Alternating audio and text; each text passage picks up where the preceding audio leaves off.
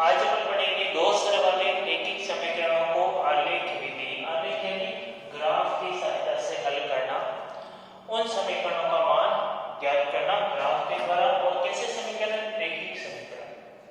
अब सबसे पहले कि दो स्तर वाले रैखिक समीकरण का मानक रूप क्या होता है, दो स्तर वाले रैखिक समीकरण को किस प्रकार से लिखा जाएगा, तो उसके लिए अपन ले लें मानक रूप। मानक रूप इनका जो देखेंगे वो होता है ax plus by plus c बराबर 0। a होगा x का गुणक, b होगा y का गुणक और ये c होगा अचर पद। यहाँ पर x और y सर है, x तथा y क्या है, x और y है अचर पद। और a b और c क्या है, a b c है अचर पद। यहाँ पर जो यहाँ से अपन लेते हैं a होगा x का गुणक, a क्या होगा, x का गुणक। और ये जो b है वो b होगा y का गुणक। अब यहाँ पर अपन देखते हैं कि x और y क्या है, चर पद। चर पद क्या होते हैं? ऐसे पद जिनका मान हमेशा बदलता रहता है, इनका मान बदलेगा समीकरण के अंदर, इस कारण से x और y को अपन लेते हैं चर पद। अब अपन दो स्तर वाले रैखिक समीकरण ले रहे हैं, तो दो स्तर वाले रैखिक समीकरणों को हल करने के लिए अपने पास में जो समीकरण होने चाहिए वो भी दो होने चाहिए। तो अपन ने एक मानक रूप में लिखा था कि ax plus by plus c बराबर 0। ये तो इस दो स्तर वाले रैखिक समीकरण का मानक रूप होगा। अब अपन यहां से दो समीकरण कैसे बनेंगे, तो दो समीकरणों में होगा a1x plus b1y plus c1 बराबर 0। ये समीकरण कौन सा होगा? पहला समीकरण क्या होगा? पहला समीकरण होगा a1x plus b1y plus c1 बराबर 0। और अगला समीकरण होगा a2x plus b2y plus c2 बराबर 0। और ये समीकरण क्या होगा? समीकरण नंबर 2। यहां से अपन देखते हैं तो यहाँ a1 और a2, a1 और a2 क्या है, x के गुणांक है। a1 समीकरण 1 में x का गुणांक है, a2 समीकरण नंबर 2 में x का गुणांक है। और b1 तथा b2 ये क्या होगा, ये होंगे y के गुणांक होंगे। और c1 तथा c2 क्या होगा, c1 और c2 होंगे दोनों समीकरणों में अचर पद। c1 होगा समीकरण नंबर 1 में अचर पद और c2 होगा समीकरण नंबर 2 में अचर पद। अब अपने पास में दो समीकरण आ गए। पहला a1x plus b1y plus c1 बराबर 0 और number 2 a2x plus b2y plus c2 बराबर 0। ये समीकरण नंबर आ गया 2। अब इन दोनों समीकरणों के जो इन समीकरणों में अचर पद के जो गुणक हैं, उन गुणकों की तुलना करके अपन ये पता लगाएंगे कि इन दोनों समीकरणों से बनने वाला ग्राफ किस प्रकार का होगा, क्योंकि इस समीकरण से अपन को एक मिलेगी सरल रेखा और समीकरण 2 से भी अपन को क्या मिलेंगे, सरल रेखा। ये दोनों सरल रेखा समीकरण, तो यहाँ से जो दोनों सरल रेखाएं मिलेंगी वो दोनों सरल रेखाएं एक दूसरे को किस प्रकार से प्रतिच्छेद करेगी, एक दूसरी रेखा को किस प्रकार से आपस में काटेगी, और जिस बिंदु पर ये दोनों रेखाएं काटेगी वही इस समीकरण का हल कहलाएगा। हल क्या होगा? तो हल होता है कि समीकरण का हल क्या होता है कि जब अपन दोनों समीकरणों की सहायता से दो सरल रेखाएं खींचते हैं और वो दोनों सरल रेखाएं जिस बिंदु पर एक दूसरे को प्रतिच्छेद करती है, यानी आपस में जिस बिंदु पर वो दोनों रेखाएं काटती है, उस कटान वाले बिंदु के निर्देशांक ही इस समीकरण निकाय के हल कहलाएंगे।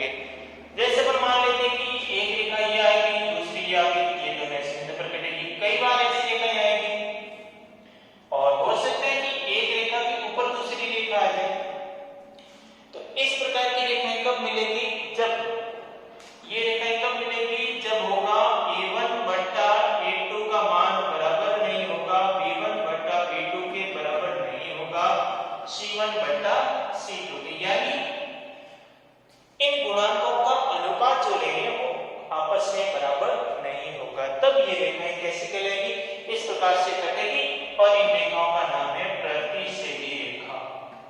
प्रतिच्छेदी रेखा ये कैसे होगी, तो ये होगी प्रतिच्छेदी रेखा। और प्रतिच्छेदी रेखाओं के हल कितने होते हैं, तो इनका एक अद्वितीय हल होगा, इनका एक अद्वितीय हल होगा। अद्वितीय का क्या होता है, अद्वितीय का निश्चित हल होगा। इसका एक ही बिंदु पर ये एक दूसरे को प्रतिच्छेद करेगी, ज्यादा बिंदु पर आपस में नहीं काटेगी, उसको कहते हैं अद्वितीय हल। अब इसके हल किस प्रकार के होंगे, तो इनमें हलों का जो प्रकार है,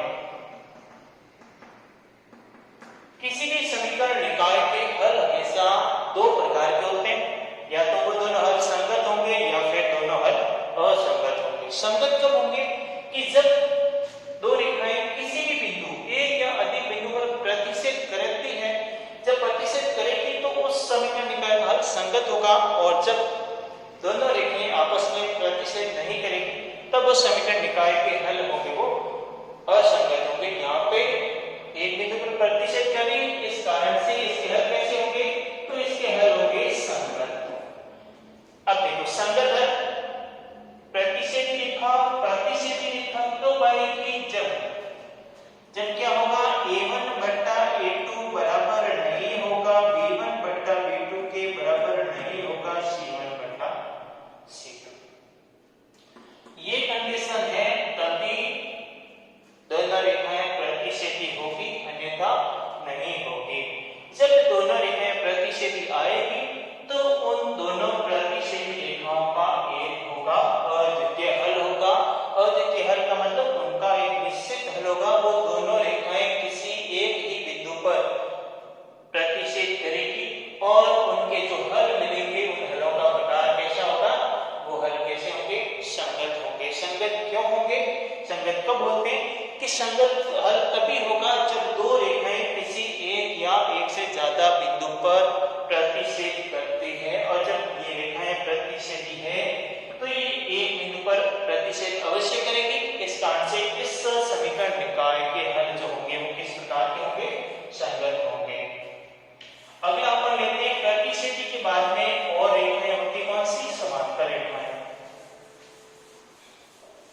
समांतर रेखाएं कैसे होती, तो समांतर रेखाओं का मतलब ये होता है कि दो रेखाएं इनके बीच की दूरी हमेशा समान रहेगी, यानी इन दोनों रेखाओं के बीच की दूरी का अंतर सदैव समान रहता है, नियत रहता है, तभी ये रेखाएं क्या कहलाएगी, ये रेखाएं कहलाएगी समांतर। समांतर रेखाएं कब होगी, जब इन दोनों रेखाओं के बीच का अंतर, इन दोनों रेखाओं के बीच की दूरी ये वाली, ये दूरी सदैव समान रहेगी, जैसे रेल की पटरी होती है। रेलवे की लाइन आपने देखी होगी, रेलवे पटरी चाहे कितनी भी लंबी हो उनके बीच की दूरी हमेशा क्या रहती है, समान रहती है। अब अपन कैसे पता लगाएंगे गुणांकों की सहायता से कि जो दोनों समीकरण दे रखे हैं वो समांतर रेखाओं के हैं, तो उनको पता लगाने के लिए अपने पास में ये होना चाहिए कि A1 बट्टा A2 बराबर होगा B1 बट्टा B2 के, लेकिन बराबर नहीं होगा किसके, C1 बट्टा C2 के। ये दोनों तो बराबर होंगे लेकिन C1 बट्टा C2 इन दोनों के बराबर नहीं होगा। यदि ऐसा संबंध आ रहा है गुणांकों के अंदर तो ये रेखाएं कैसी होगी, समांतर रेखाएं होगी। समांतर रेखाओं का पता लगाने के लिए अपने पास में एक विधि होगी, कौन सी, गुणांकों में तुलना करना। दोनों समीकरणों के जो गुणांक है उन गुणांकों में तुलना करना, और तुलना करने पर हमको ये पता लगेगा कि वो जो है किन रेखाओं के समीकरण है। जब ये कंडीशन आएगी A1 बट्टा A2 बराबर B1 बट्टा B2 बराबर नहीं है C1 बट्टा C2 के, तब वो दोनों रेखाएं कैसी होगी, समांतर होगी, और समांतर रेखाओं का कोई हल नहीं होगा, क्योंकि ये दोनों रेखाएं आपस में कभी एक दूसरे को प्रतिच्छेद नहीं करेगी, सही इनको अपन कितना भी आगे बढ़ा दे। और हल क्या होता है, हल हमेशा वही बिंदु होता है जिस पर दोनों रेखाएं प्रतिच्छेद करती है। जब समांतर है ये प्रतिच्छेद नहीं करेगी तो इनका हल भी होगा, इनका कोई हल नहीं। कोई हल, जब कोई हल नहीं मिलेगा यानी ये रेखाएं आपस में काटेगी नहीं, जब काटेगी नहीं तो इनके हल किस प्रकार के होंगे, तो इनके हल होंगे असंगत। किस प्रकार के होंगे, असंगत होंगे।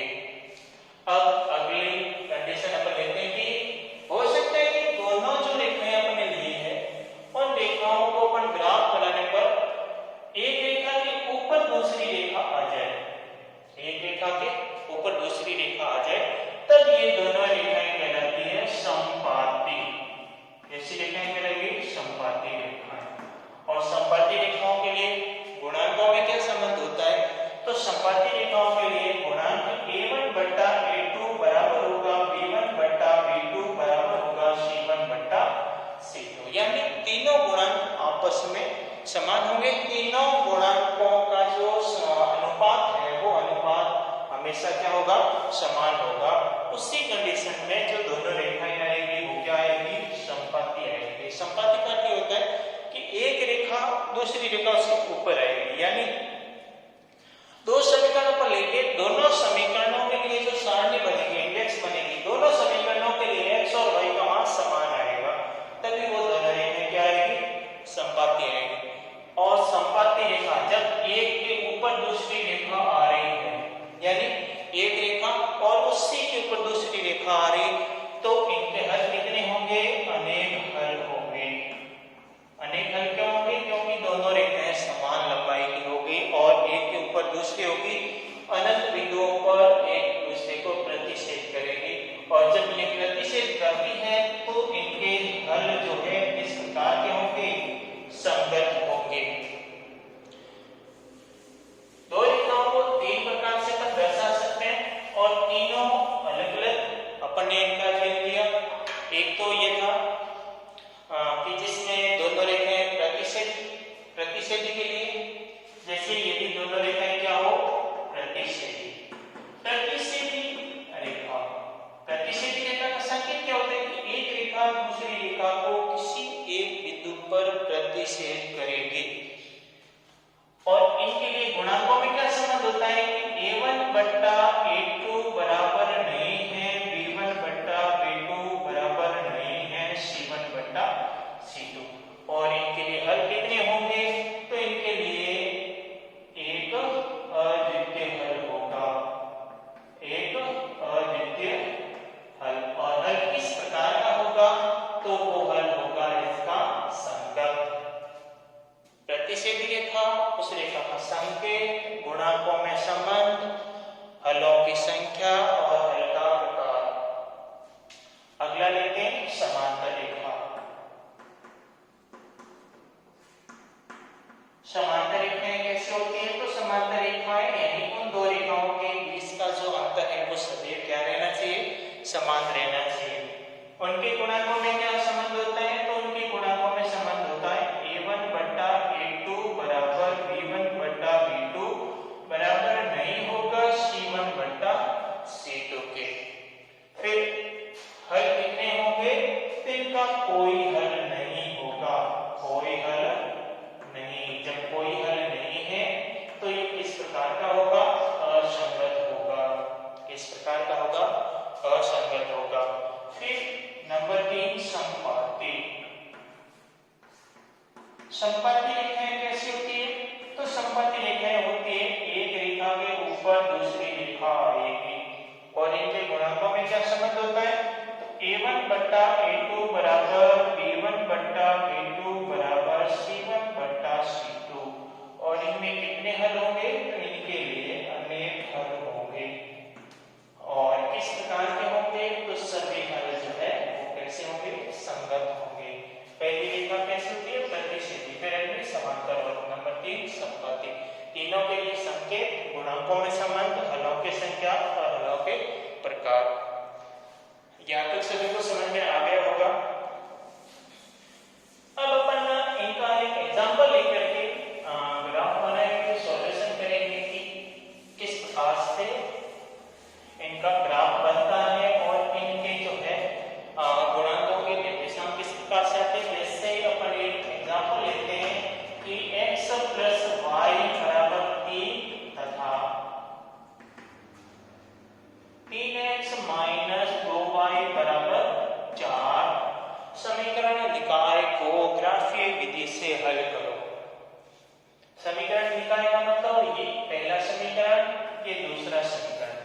इन दोनों समीकरणों इन दोनों समीकरणों को ग्राफ से हल करना, ग्राफीय विधि यानी आलेखीय विधि से हल करना। हल करने का मतलब क्या होगा, इनमें x और y का मान ज्ञात करना। और x और y का मान कैसे ज्ञात करेंगे, तो ये समीकरण के लिए इंडेक्स बनाएंगे, इस समीकरण के लिए एक इंडेक्स बनाएंगे।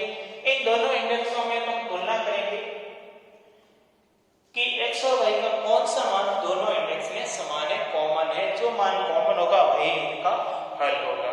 तो सबसे पहले पढ़ लेते हैं समीकरण नंबर 1 के लिए। समीकरण 1 के समीकरण नंबर 1 है ये वाला और समीकरण नंबर 2 है ये वाला। समीकरण नंबर 1 x + y बराबर क्या है, 3 है। अब अपन क्या करेंगे, अब इसमें अपन पक्षांतर इस प्रकार से करेंगे जिससे ये बराबर है, बराबर से पहले केवल x वाला पद रहेगा और बाकी जो जितने भी पद है वो सारे बराबर के राइट हैंड साइड में चले जाएंगे। जैसे यहां से अपन देखते हैं तो x बराबर आएगा 3 में यहाँ था, y यहाँ प्लस का था, पक्षांतर करेंगे किस में हो जाएगा, माइनस है। अब अपन क्या करेंगे कि y का अलग अलग मान रखेंगे और 3 बिंदु प्राप्त करेंगे। सबसे पहले लेते हैं जब y बराबर क्या ले लेते हैं,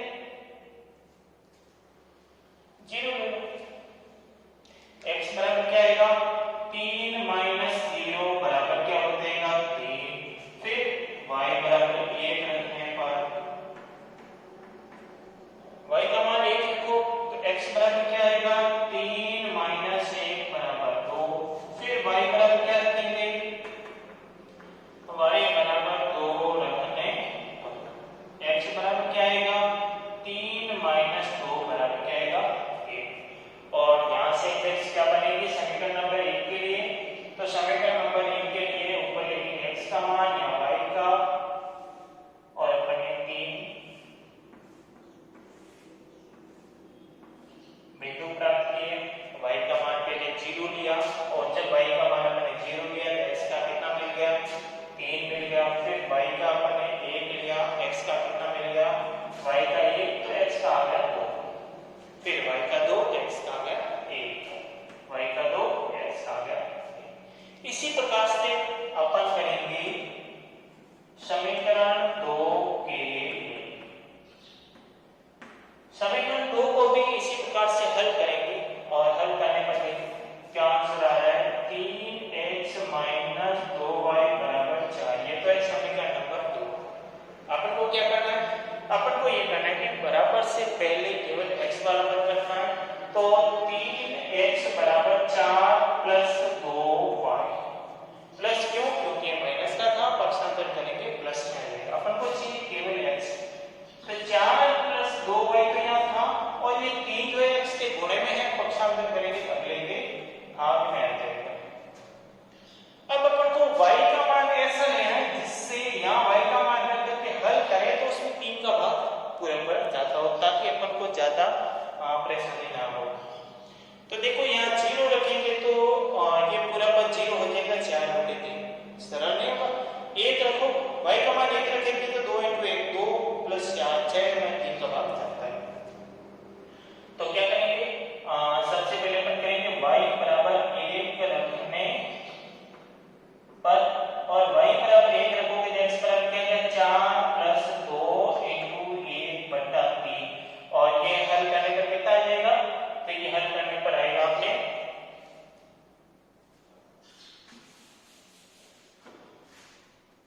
x बराबर आएगा 6/3 और 6/3 का मतलब 2।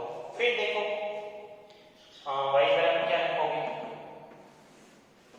तो यहाँ पर देखते हैं y की जगह 1 रख लिया, -1 रखे तो क्या आएगा, -2, 4 में से 2 गए 2/3 सरल रहेगा। और यहाँ पे यदि 2 रखे तो कितना आएगा, 2 दूनी 4 और 4 8 होते हैं, नहीं -2 रखो तो 0 हो जाएगा। y बराबर क्या रखोगे, -2। तो x का मान क्या आएगा, तो x के लिए आएगा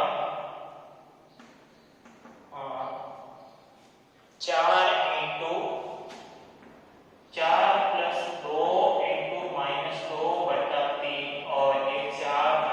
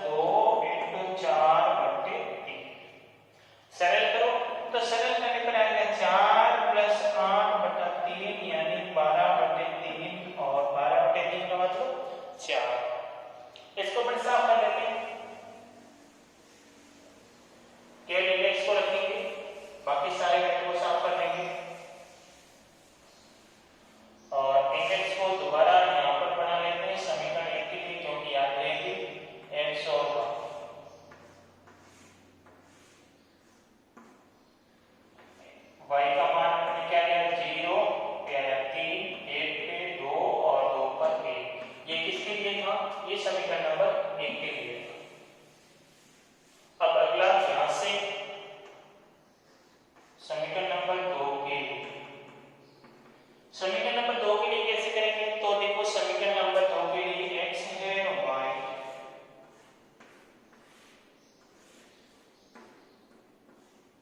पहले अपने y का मान क्या लिया? तो पहले अपने y का मान लिया था 1, x का कितना आया 1 पे 2, फिर अपने y का मान लिया था -2, तो -2 पे x का कितना आ गया 0, फिर अपने y का क्या लिया 4 और x का क्या है 4 पे कितना है 4, और ये किसके लिए था? ये समीकरण नंबर 2 के लिए था। अब अपन ग्राफ का काम करेंगे। यहाँ पर अपन देखते हैं कि प्लस और माइनस दोनों में मान है, तो इस प्रकार से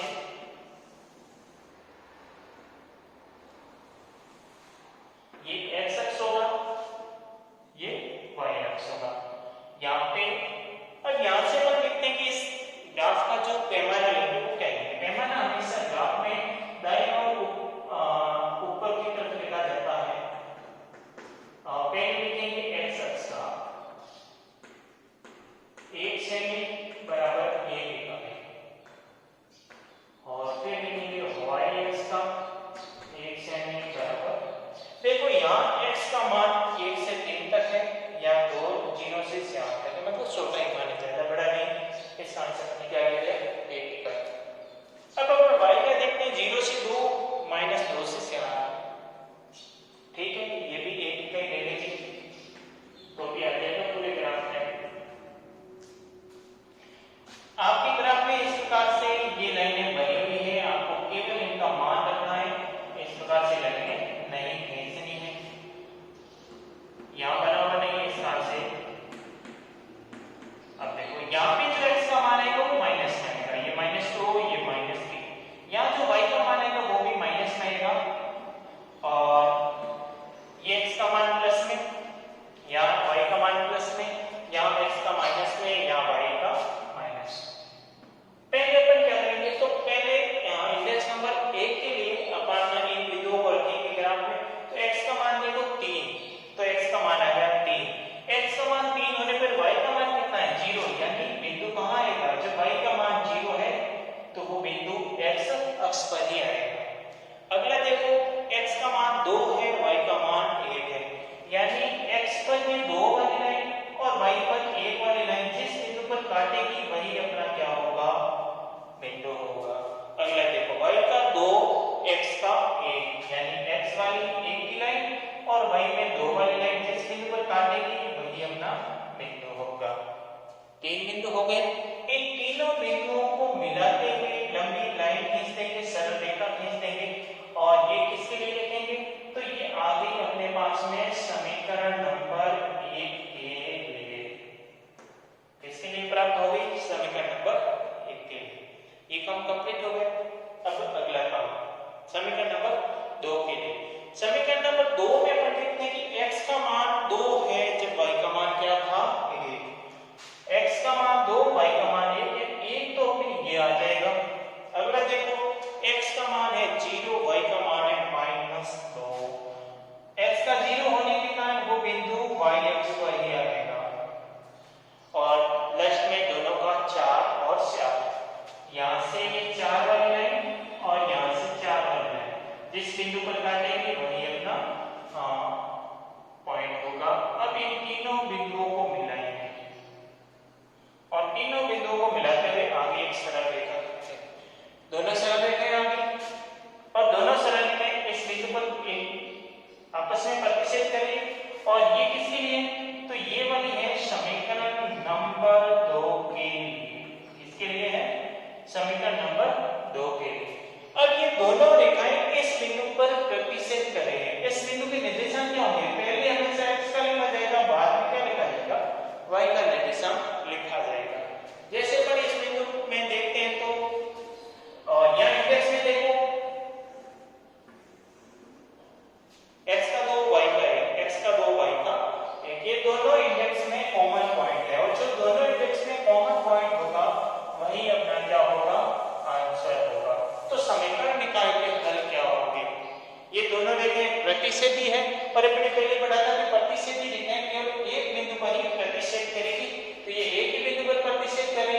इसका एक अद्वितीय हल होगा, यानी इसका एक निश्चित आंसर आएगा, ये निश्चित आंसर हो गया।